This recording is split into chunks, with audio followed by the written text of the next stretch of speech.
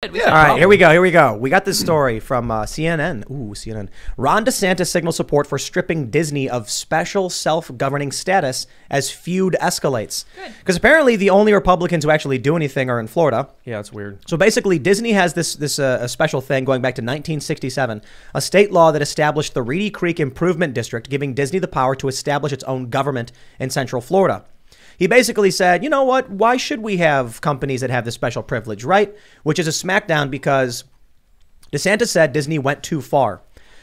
I think Disney did go too far because after the backlash, well, let me slow down. Disney refused to call out the parental rights and education bill, which the left calls Don't Say Gay, which makes no sense because that doesn't even make sense.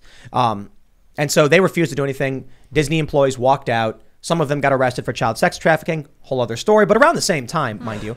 And then Disney decided they were going to be like, oh, okay. Yeah, we oppose that bill and we're going to see it defeated in the courts. And then DeSantis is all like, yo, what does Disney have to do with the people passing legislation? Yeah. That's gone too far. Now you got Republicans saying they're going to be going after Disney and stripping away their rights, and good.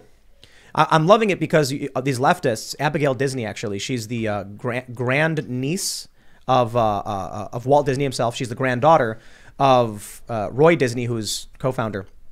And she was saying, like, these far-right groups are trying to rule by minority, and they're saying insane things, referencing Chris Rufo and all that. But she says, I'm happy to see the right finally going after the business sector that's for so long propped them up or whatever. And I'm just sitting here watching, like, you know. Did she think Disney propped the right up? Well, these companies are all woke. That's why I'm like, what do you think's going on? Yeah. The institutions are all woke, leftists, critical race theory, etc. The right has not been supported by CNN. I mean, look, let's just say starting in 2015. How about that? But we know it goes back further. Yeah, I think, well, I'm a little bit torn because as an anarchist, I like the idea of a company being able to have its own government within its own jurisdiction. But I am ecstatic that if either of the political parties, and hopefully both, alienate from corporate America, which has historically been, I think to a large extent, you have these kind of Chamber of Commerce, Mitt Romney Republicans have been a thing in the Republican Party, especially after like Republicanism was defeated by FDR. You kind of had these, weak Republicans who were kind of like, suburban, shop owner, middle of the road kind of types. And they kind of made apologies for corporations just doing really unconscionable things. So the fact that Republicans at all are coming to understand, which many Democrats for a long time understood, that corporations are not your friend, that if a corporation were a human being, that person would be a sociopath. And the more distance there is between politics and corporate America, the healthier it is for everyone involved, including corporate America. I think corporations could also be likened to the Borg. Oh, yeah. So, I like to point out the Borg in Star Trek is like communist. They're this collective that just grow and expand. I think that's a better way to view it, because it is a system of governance the Borg it operates in. But corporations are not too dissimilar in that they absorb other companies, they grow, expand, they're authoritarian and single-minded. Yeah, profit is their motive. I worked for Disney as a temp for their Pocahontas premiere in the park in Central Park. And speaking of the Borg, they had like a dress code. You couldn't have piercings. You couldn't have like dyed hair. Like there was a very specific list of things about your appearance that you had to have, even just working for that one day for them. Where was it? Disney World or Central Park? They had Pocahontas, the movie, had the premiere in the park was a thing. Showing my age. I don't know all about this. It just seems so weird that any corporation would have its own government on U.S. soil. That doesn't seem right to me. So it's weird, isn't it? Yeah, it's very, very strange. So it's similar in Anaheim with what is it, Disneyland or whatever? I don't know. World is in Florida. World's in Florida, Orlando. Yeah. And so when people were rioting down in Anaheim over, I think it was a BLM thing or something like that, like the police came out in force more than I'd seen in most places, and it's because now you're coming after a major corporation and their corporate profits. Yeah. So once the rioters and protesters started getting close to this bridge that brought them close to Disneyland or whatever, the cops just went off. They had bokken. You know what a bokken is? Mm-mm. It's like a wooden katana, and they were on horseback with bokken. What? Where did the cops get those from? I don't know. Japan, man. Like the Mulan exhibit. It was a weird thing to see cops on horseback with bokken, but it was also kind of cool. I'm like, these are like samurai warriors, I guess. It's the weirdest thing to me. I don't know if they actually hit anybody with them, but that's what they're for. They're for striking people. I got a prediction. I think that this is going to go to the courts or do whatever. Disney's going to fight it for a while. Then they're going to agree and be like, okay, whatever. And then they're going to start lobbying other states and be like, who wants Disney World? and then California is going to take it. You don't think so? I mean, the cost of moving that thing would be insane. I disagree, and I think it's more that they have to publicly make a show of fighting it, but then if they lose, they could be like, well, we did what we could. Yeah. So a lot of these corporations don't have the spines. They'll like any person will take as much space as you give them, but as soon as you put your foot down, they're more than happy to kind of roll over like a dog and you put it on its They back. make a really loud noise and then roll over. I want to make a point for Mr. Malice here. You have this famous quote about police. What, every cop is a criminal? Well, no, a more specific quote that a lot of people say I don't know which one you mean. about killing kids. Oh, there is no law so obscene that the police would not be willing to enforce it, up to and including the mass execution of innocent children.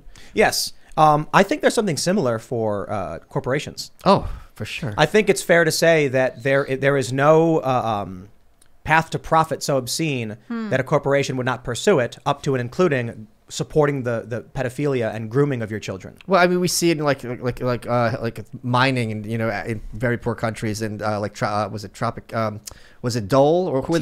Chiquita, yeah, Chiquita Banana with the Banana Republic. Yeah, I think that's where the term comes from, I believe. So, again, I think one of the things that corporate media does in dividing people between right and left and Democrat and Republican is that if conservatives or Republicans hear a leftist argument, they dismiss it out of hand. But I think it would behoove them to listen a little bit more to some of the things that the wrong people are saying, because oftentimes there's a kernel of truth to them. And one of them is that corporate behavior, especially internationally, is often completely unconscionable. Well, I think I saw this with the rise of Trump when I was in Florida or at his rallies. Regular people told me they weren't Republicans. I remember this one specific moment. I was at a Fort Lauderdale rally, and I was talking to a middle-aged woman, and she was like, "I've never voted before. I'm not a Republican, so I'm just here because Trump's saying things that I like." And I think that's what the Republicans didn't like, this insurgency of regular people. So Trump brought this populist wave in, and now it's no surprise there's popular support among the conservatives and the right to go after woke corporations, because regular people don't like their kids being screwed with, whereas previously, the establishment Republicans were very much like, hey, man, the businesses, are hooking us up. Don't get in the way. Similarly with Democrats, but, they do different things, playing catch back and forth, trying to, say what they need to say to win. Now you've got people who are like, I don't care if you're a corporation or a government. If you suck, you suck. Well, look at it this way, just to add to your point, to agree with your point. When you think of someone from Kentucky, you think of the stereotypes, think of the bad stereotypes, think of the good stereotypes, whatever you think. You're not thinking of Mitch McConnell. It's impossible to think of Kentuckians and then think that Mitch McConnell is the guy in Washington who represents what Kentucky means. It's an absurdity. Yeah, really. It's we ridiculous. got, Michael. Oh, a pizza arrived. Got some yeah. pizza, and it's just for you. This is courtesy of John Schnatter's Papa John's. Papa Michael John's and Andy. screamed and Yep. stomped his foot and said, "If you don't have my pizza, I'm not doing the show." That's right. Starting to smell good in here. Look at me, I'm Seamus. Look at me. First of all, this was put in front of me by some racist in the I studio don't know who who it thought that it was. would be funny. That's so crazy. It's not racist You if they're can't- not human. You Oh can't. my gosh! Wow. Yes, because he's a leprechaun. Right. Yeah. Just to clarify, but also you can't be racist against white people. I'm pretty sure YouTube allows that, right? Irish people weren't white until being white meant you had to apologize for being white. Yeah. No, he's absolutely right. There was arguments, including in America in the early 20th century, that regarded, in some cases, Irish people as part of like the black population. Italians You want to hear too. something Yeah. interesting? You want to hear something interesting? So where the stereotype of the drunken Irishman comes from? Is drunken Irishman. Let's be real, bro. We're not going to lie It's about Ireland. this. Yeah, exactly. Yeah. Check this out. It's Seamus's house. We're not going to pretend. Yeah. Yeah. Let's just go with it. You don't We're not Stereotype. like we're not going to pretend that one's not We're true. the universal truth. Yeah. It's You're okay. trying to see. Here's the thing. Anyone else want pizza? No, not for Not me. yet. Maybe after the Okay. show. It was in Her. the turn of the century when poor Irish immigrants were struggling or homeless. They would pretend to be drunk so that they would get taken to police stations where they would get food to eat and Warm. a place to sleep. Yeah. And British people actually have a substantially higher rate of drinking problems than Irish people. But it's not only Well, no, that. British people have more of a problem with it, but they don't do it as much. But there, They do it more. Thaddeus Russell in his book Renegade History of the United States talks about this also, because you had all these super waspy factory owners.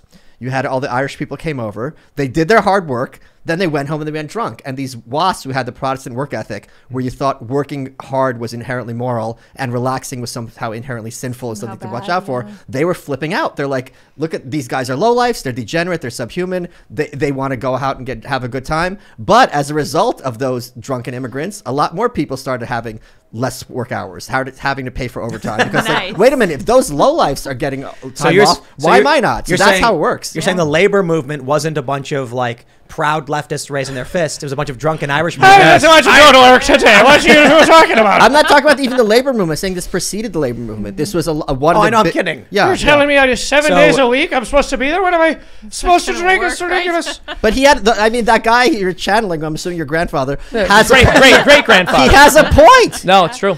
I studied Guinness, the history of Guinness. Basically, the dock workers would make the beer, or whoever it was would make the beer, and then they'd give all the good beer away. But the Irish, they didn't have any money, so they'd scrape the bottom of the barrels to make the beer out of that goop, and that turned into Guinness, which is my favorite beer personally. Oh, Blair White is in the chat. Blair, she said, "What up? Damn, Tim Pool's dad will not stop talking." He's got a lot to say. Wow. I hear he has a book coming out too. How strange. Speaking of, how's the book coming along? Oh, sorry, I caught you in the middle Did you just spit of the a pizza? feasting moment. This is a live show. We can talk later. He's got a job to do. I just passed 150 pages. It's probably going to be 280, maybe 300. So it should be done not long. I have one tough chapter left. And then it'll be all smooth sailing. It's called The White Pill. Do you feel like you're getting white pilled as you write it? No, because I'm writing about atrocities that are being done to millions of people, including children. As I've mentioned before, I've been crying a lot. But this is the kind of thing where when people read it, be like, how have I never been told this? Yeah. This is about the. Are some of these things too spicy to give us an example, or what? Well, I'll give you one example. This is a very easy one. So I'm writing about the Soviet Union. In the 1930s, you had these big series of purges, right? So you kill the dad, right? Because whatever dubious reason. Then the wife is arrested because she is a wife of the enemy of the people. That was the law. And she can't even say, I'm innocent because you were married to him. Now that kid has no parents overnight. They're an orphan. They're beat up at school because you're a kid of the enemy of the people. And people who your family was friends with couldn't take you in because why are you taking in this daughter whose dad was a spy, supposed spy? And now you had a rash of all these kids killing themselves. Wow. And they're like, what are we going to do about these kids killing themselves? So this is the kind of like logic that happened in the Soviet Union and these atrocities that the fact that I'm like the only one talking about this is really disturbing to me. And when you have the New York Times saying this isn't happening, this is all anti-Russia propaganda. Thanks for checking out this segment from the Timcast IRL podcast. But if you want to check out the full show live, tune in Monday through Friday at 8 p.m.